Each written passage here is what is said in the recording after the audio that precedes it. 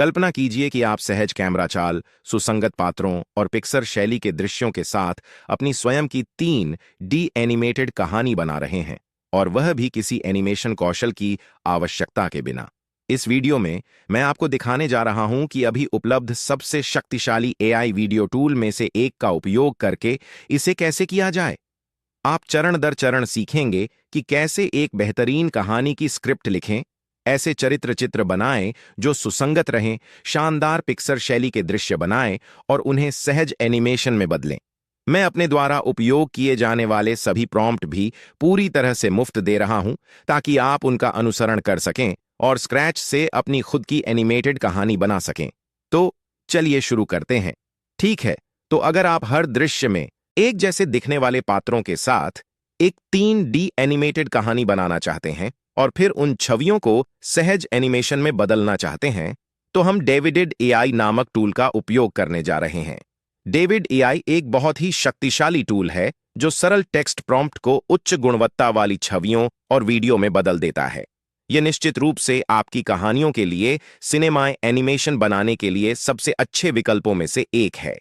सबसे पहले वेबसाइट पर जाइए, मुफ्त में शुरू करें पर क्लिक करें और अपने गूगल खाते का उपयोग करके लॉग इन करें। लॉग इन करने के बाद आपको शुरू करने में मदद करने के लिए कुछ मुफ्त क्रेडिट मिलेंगे, जो तब बहुत उपयोगी होता है जब आप अब भी शुरुआत कर रहे होते हैं। अब आपको स्क्रीन के बाईं ओर एक मेनू दिखाई देगा। इस मेनू में अलग अलग विशेषताएं हैं जो हमें बाद में हमारी कहानी बनाने में मदद करेंगी। ठीक है, सबसे पहले हमें कुछ कहानी के विचार लाने होंगे।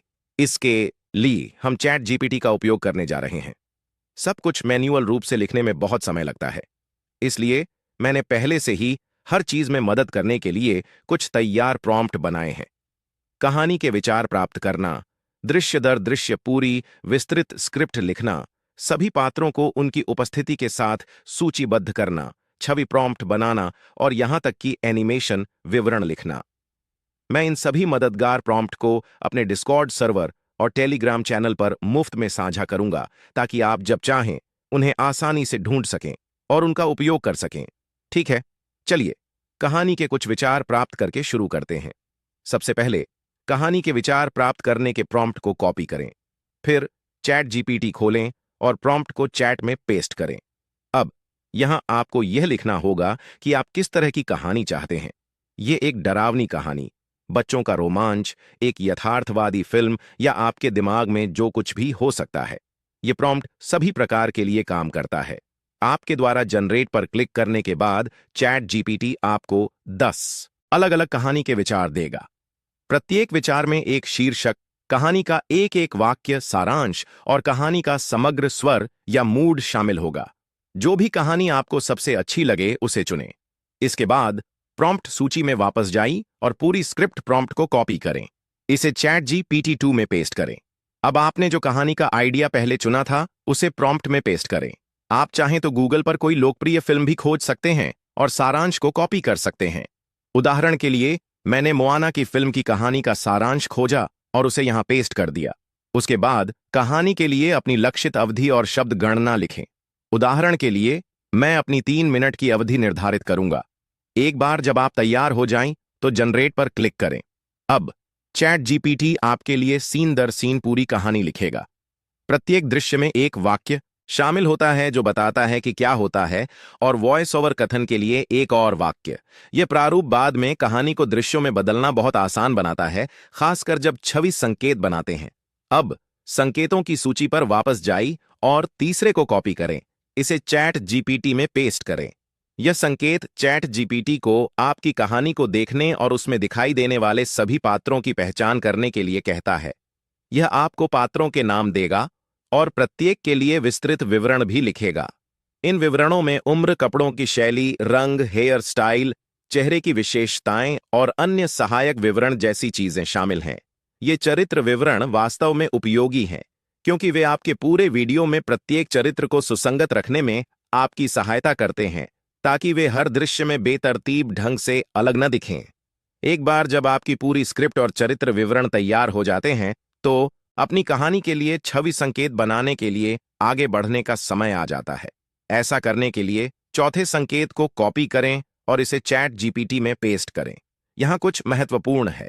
इस संकेत का उपयोग करते समय अपनी कहानी के लिए इच्छित छवि शैली का उल्लेख करना सुनिश्चित करें।